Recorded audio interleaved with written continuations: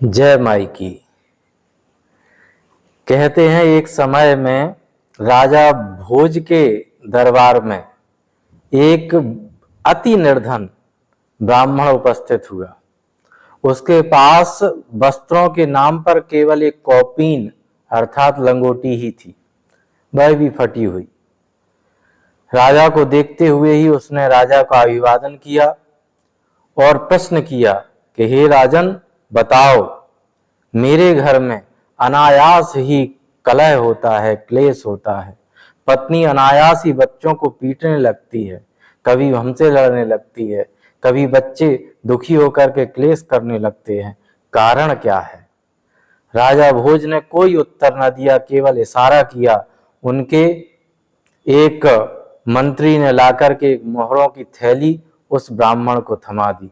ब्राह्मण मुस्कुराते हुए चला गया और दूसरे दिन जब उपस्थित हुआ तो उसका वेश बदला हुआ था, प्रसन्न चित्त था और कहने लगा, हे राजन, तुमने पहेली सुलझा दी है। अब मेरे यहाँ धन की कोई कमी नहीं है। जब धन की कमी होती है तभी घर में क्लेश होता है, कलह होता है, अशांति होती है और भी नाना प्रकार की व्यवस्थाएं खराब होने लगती हैं।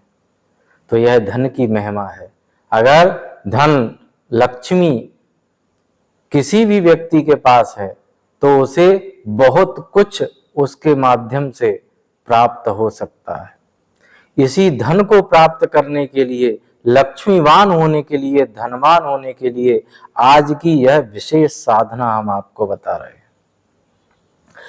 यह साधना विशेष रूप से शरद पूर्णिमा पर्व पर करने से विशेष फलदायी होती है और वैसे इसे कभी भी किया जा सकता है।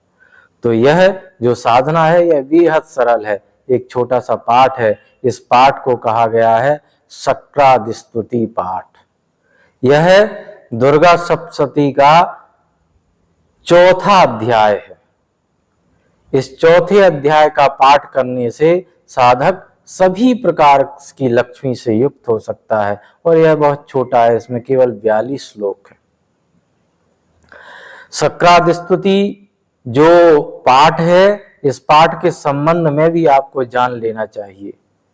एक समय जब सभी देवता महिषासुर से दुखी थे, पीड़ित थे, तो वे सभी देवता उपस्थित हुए एक जगह पर और उनके सभी देवताओं के तेज पुंज से, उनकी शक्ति से एक विशेष शक्ति का निर्माण हुआ, जिसे हम भगवती दुर्गा कहते हैं, जिसे हम शक्ति कहते हैं, जिसे हम देवी कहते हैं।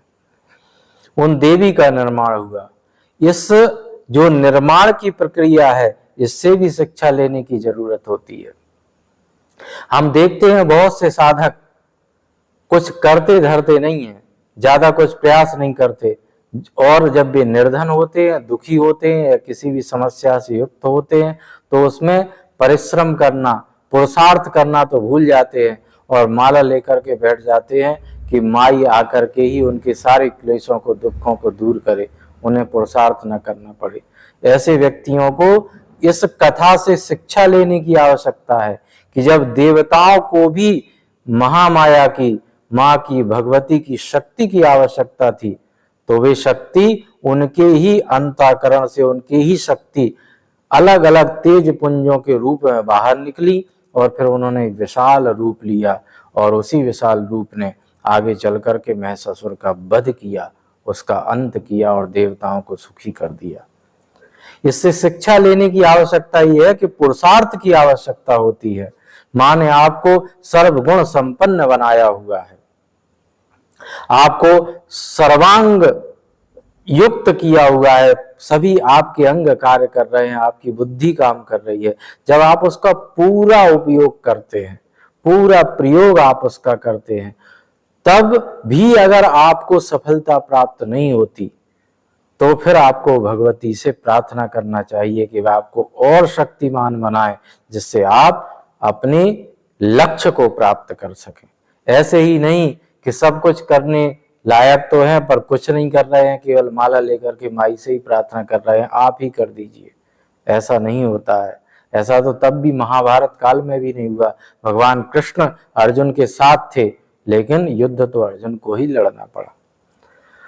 तो देवताओं के द्वारा जब स्तुति की गई, मां प्रकट हुई और उन्होंने महिषासुर का वध किया, और महिषासुर का वध करने के उपरांत सभी देवताओं ने, इंद्रादि जो देवता थे, शक्र इंद्र को कहा गया है, इंद्रादि जो देवता थे, उन सभी देवताओं ने भगवती की स्तुति की। यही स्तुति शक्रादि स्तुति के नाम से चौथे अध्याय में श्री दुर्गा सप्तशती में कही गई है।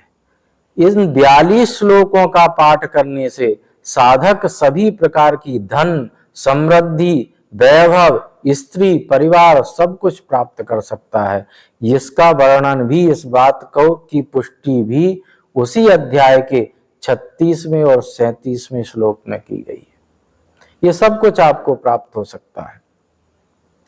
शक्रादि स्तुति का प्रयोग पाठ आपको किस तरह से करना है, ये बहुत सरल है। इसमें कुछ नहीं करना है, आपको प्रातः काल उठना है और सूर्योदय से पहले इन 42 श्लोकों की इस शक्रादि स्तुति का एक बार पाठ करना है। बस केवल इतना सा काम। सूर्योदय से पहले उठिए और इन 42 श्लोकों का पाठ करिए, शक्रादि स्तुति पढ़िए, मां से प्रार्थना करिए, आपको यह सब कुछ प्राप्त होने लगेगा धीरे धीरे। और भी अगर आपको शीघ्रता से चाहिए, या आपको ऐसा लगता है कि बहुत कठिन परिस्थितियों में हैं आप, बहुत ही निर्धनता का, विपन्नता का जीवन आप जी रहे हैं, तो इस स्तुति को आप मां बगलामुखी के भक्त मंदार मंत्र से संपुटित करके भी पाठ कर सकते हैं। संपुटित करने का विधान यही होता है कि आपको पहले संपुट का जो मंत्र है, भक्त मंदार मंत्र, वो बोलना है, फिर एक श्लोक बोलना है, फिर 2 बार मंत्र बोलना है, फिर आपको श्लोक बोलना है, फिर 2 बार मंत्र बोलना है। इस तरह से ही आपको इसको संपुटित करके पाठ करना चाहिए। अगर आपकी परेशानी इतनी बड़ी है कि आपको असाध्य नजर आती है, तो फिर आपको प्रातःकाल सूर्योदय से पहले उठ करके इस 42 श्लोकों से हवन करना चाहिए। गौघृत से, गाय के घी से प्रतिदिन आप हवन करते हैं तो कैसी भी लक्ष्मी आपकी विदेश में भी चली गई हो, बहुत दूर भी हो आपसे, वो भी आपकी लौट करके वापस आ जाती है। तो ये 3 तरह से इस पाठ का प्रयोग है और सूर्योदय से पहले आपको इसको करना होता है। अगर आप नहीं कर सकते तो शरद पूर्णिमा की रात्रि में आप पूरी रात्रि इसका पाठ करें, उससे भी भगवती की कृपा प्राप्त होती है। इसमें सावधानी आपको केवल इतनी सी रखना है कि पाठ आपको सार्थ पाठ करना है, इसके अर्थ का आपको ज्ञान होना चाहिए। अधिकांश साधक किसी भी स्तुति का पाठ तो करते हैं, स्तोत्र का पाठ तो करते हैं, लेकिन उसका अर्थ ही नहीं समझते। और इसके लिए तो स्पष्ट कहा गया है, अनर्थज्ञोल्प कंठश्च सडेते पाठ का धमाह। ये 6 प्रकार के अधम पाठक, पाठ करने वाले माने गए हैं। इनमें जिनको अर्थ का ज्ञान नहीं होता और वो स्तुति और पाठ करते हैं, वह भी पाठ जो है अधम पाठ की श्रेणी में आता है। ऐसे पाठ का कोई फल प्राप्त नहीं होता।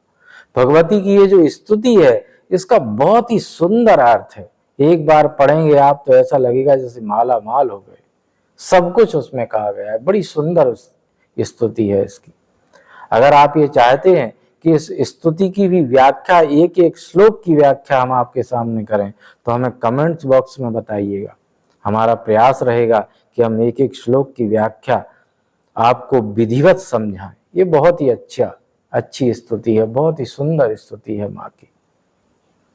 तो सार्थ पाठ, अर्थ का ज्ञान होना चाहिए पाठ करते हुए, तभी उसका लाभ भी होता है। इसके लिए आप अधिक कुछ नहीं कर सकते, तो उसकी जो हिंदी अर्थ है उसको भी समझने का प्रयास करें तो आपको अर्थ समझ में आने लगेंगे।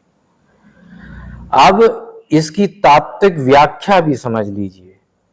तात्विक व्याख्या यह है कि ये जो भगवती है, ये जो माँ है, जो शक्ति है, ये प्रत्येक प्राणी के अंदर मेधा शक्ति के रूप में उपलब्ध है, उपस्थित है। वो शक्ति का जो स्वरूप है वो उसकी मेधा शक्ति है। मेधा शक्ति क्या होती है? सभी शास्त्रों का सार सर्वस्व सभी शास्त्रों को पढ़ने के बाद जिस ज्ञान का उदय होता है उस ज्ञान को मेधा शक्ति कहते हैं। और यही मेधा शक्ति भगवती का स्वरूप है जो प्रत्येक प्राणी के अंदर होती है। ऐसी मेधा शक्ति को जो साधक प्राप्त कर लेते हैं, जागृत कर लेते हैं, सिद्ध कर लेते हैं, वही सब कुछ प्राप्त कर सकते हैं।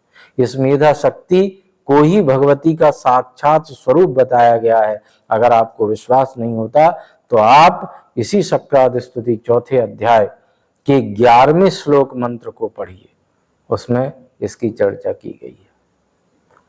अगर यह मेधा शक्ति आपको प्राप्त है, इस भगवती का साक्षात्कार आपने किया हुआ है, तो तभी आप धन, सम्मान, यश, धर्म, आरोग्यता, स्त्री, पुत्र, नौकर, चाकर सब कुछ प्राप्त कर सकते हैं।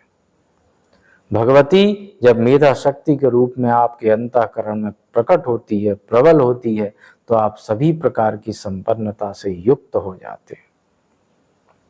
तो इस पाठ को करें और इसका लाभ लें, माँ की कृपा प्राप्त करें। अपने कोई भी आपके प्रश्न है हमें कमेंट्स बॉक्स में बताएं। हमारा प्रयास रहेगा कि हम आप तक उनके उत्तर पहुंचाएं। तब तक के लिए जय माई की।